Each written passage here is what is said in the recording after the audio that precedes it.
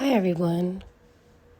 I just felt like maybe making a voice note because I have a lot of feelings, but I also don't want them to be in text format. I want you to hear me say them because I don't think that text format is communicating the emotion of this moment the way that maybe my voice could. So it's just like on a message tip.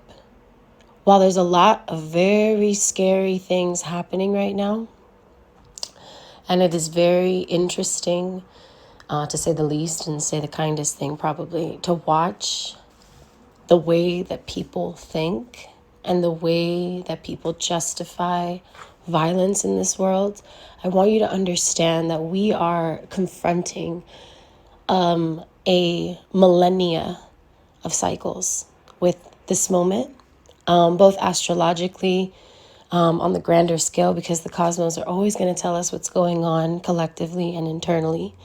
We are also going through this journey internally right now. I'm sure most of you, your lives are upside down or your sense of self is. And then we are going through this journey as a collective right now, watching the world move.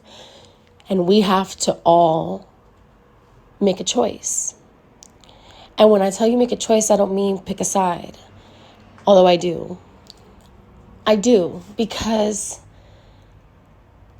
we are either going to continue these cycles, not naming them, not allowing accountability for them, and allowing the world to continue to be hijacked by willful ignorance. Because on the part of the general population, it is willful ignorance. On the part of the politicians and the people who are in the media, and that, it is not willful ignorance. It is purposeful propaganda, and it is purposeful punishment, collective punishment. And this doesn't just happen. There was also an ethnic cleansing that happened in Tigre, I believe it's called, in Africa and Ethiopia. 700,000 people died in the course of, I believe, 20-something days, if I'm correct on that. But we didn't even hear about it because these are African people.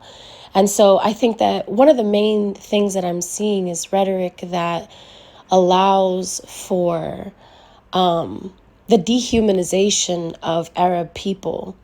And I've been watching this my entire life because I'm an American citizen who I was about 6 years old or 7 years old, I believe, in 2001.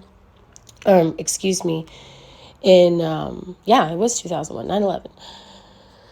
How could I forget? Anti-Islam and Islamophobia. I remember that. I remember the way that people around me who were very uneducated about who and what this culture is. I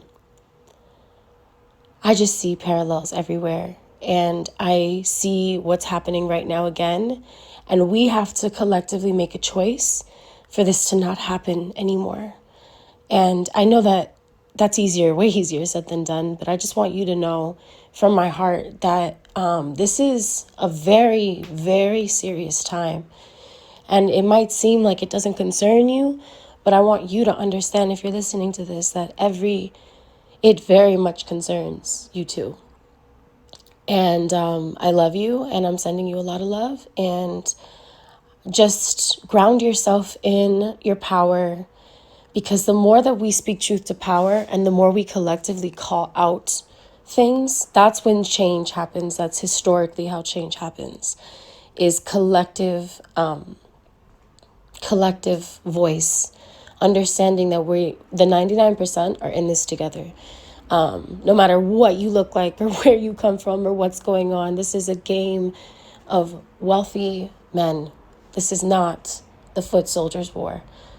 So I pray that you have courage to stand up in your own beliefs, or educate yourself, or do whatever it is that you need to do in yourself and in your immediate circles to be the kind of person that would not allow history to repeat itself, so that we can actually move away from this moment proud of who we were when things asked us to stand up. I know that that's necessary for me. So I hope you feel me.